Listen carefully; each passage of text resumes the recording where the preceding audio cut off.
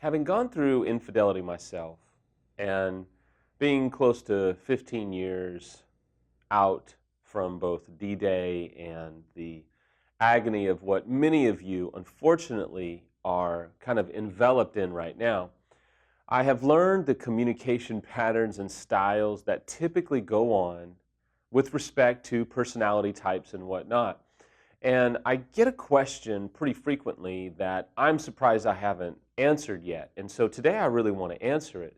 The question goes like this: Samuel, why does my unfaithful spouse, male or female, continue to withdraw from me when I'm trying to communicate with them? I just want to tell you it's a great question. I was basically just the master at withdrawing when Samantha would have a difficult time, a difficult day, want to push to connect, want to, really dive into some communication, and maybe even emotionally flood, or if she got triggered, my main way of reacting was to withdraw.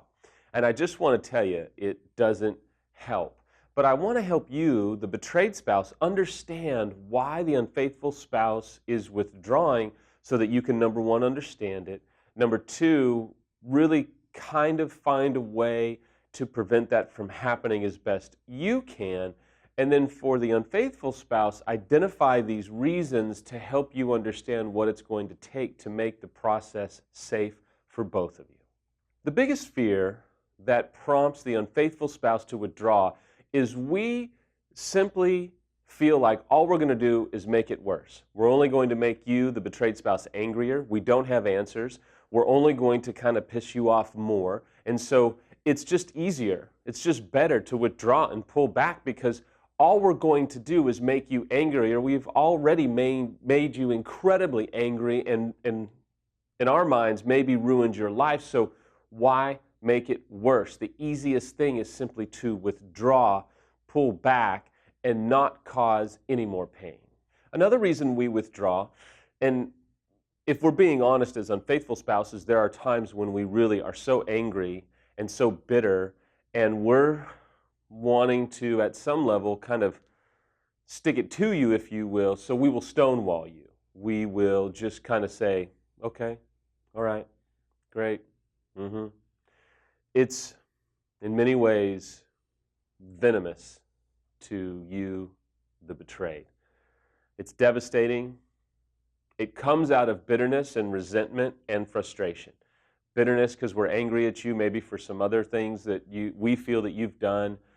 Resentment because we've kind of settled into that bitterness and it's given way to resentment, and so we don't really have an interest in kind of reconciling at that moment, or we just are so angry we want to kind of take it out on you. And then number three, we are in many ways so frustrated that we just have lost all hope. So the easiest thing to do is stonewall you, because at that point we can kind of protect ourselves and we can prevent ourselves from getting suckered into a conversation that we feel is only going to end up stabbing us in the back or even in the front, and we don't want to be kind of tied up and drugged behind the horse for 1,000 miles all over again. And that may not necessarily be the truth, but that's what we feel, and that's why we stonewall you. Another reason that we withdraw is we don't feel, as an unfaithful spouse, male or female, that you're going to hear us out. We feel like as soon as we start talking, you're going to overtalk us, or you're going to tell us why what we're saying is completely wrong, self-absorbed, narcissistic, abusive, gaslighting, all the different things that are kind of out there in the mainstream world of understanding infidelity. So we feel like, look, you're not going to hear me anyway, so it's just easier to withdraw. Or we feel like everything that I say you're going to refute and not validate, so it's just easier to pull back. And again, I'm not saying that that's true. Whenever I do these videos, I always try and throw out disclaimers, because I'm not saying that this is true with you, betrayed spouse. But this is what goes on in our mind and in our heart, and this is why we do what we do. Another factor this is a really sensitive one, is that, and this, I think I probably should say it's sensitive because it happened with Samantha and I a few times, and it really did do a number on me, is that we're afraid to maybe be vulnerable because we feel that you're going to use it against us later on down the road. And so we don't want to have the anger that we know we will have if you use it against us. So we don't give you that information because we don't feel like it's safe, because we're terrified that you'll use that against us, but we're also terrified because if and when, or when you do use it against us, we will absolutely lose it. And here's an example. Early on in recovery, I shared some things about some wounds that I had had from maybe my mom and even my dad, and I shared some very vulnerable things. The fact is, we just weren't ready yet to do that. I made the mistake of probably trying to go to a place of intimacy that we just weren't ready yet. Samantha was in some really deep anger at a time later down the road, and she threw those things out, and I had to leave the house for a good couple of hours because I got so angry. And she said them in a way that I thought, I will never share anything with you again of that level of vulnerability. Now, we both had to go through some apologies. We had to repair that. Samantha knew it was wrong, and I knew that Samantha wasn't in her right mind. She was flooding and just lost it, and we got through it. But that's a picture of what we are afraid of as unfaithful spouses.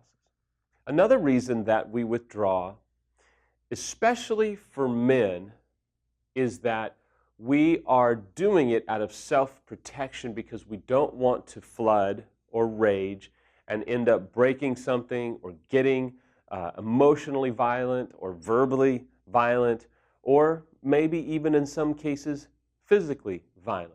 And again, there's never an excuse for physical violence or domestic violence, but I am just letting you know that there are times that we shut down and withdraw because we know that if we don't, and this is on us, this is not your fault, but we know that we're about to lose it and we're only going to do more damage. And so we've got to shut down out of self-protection.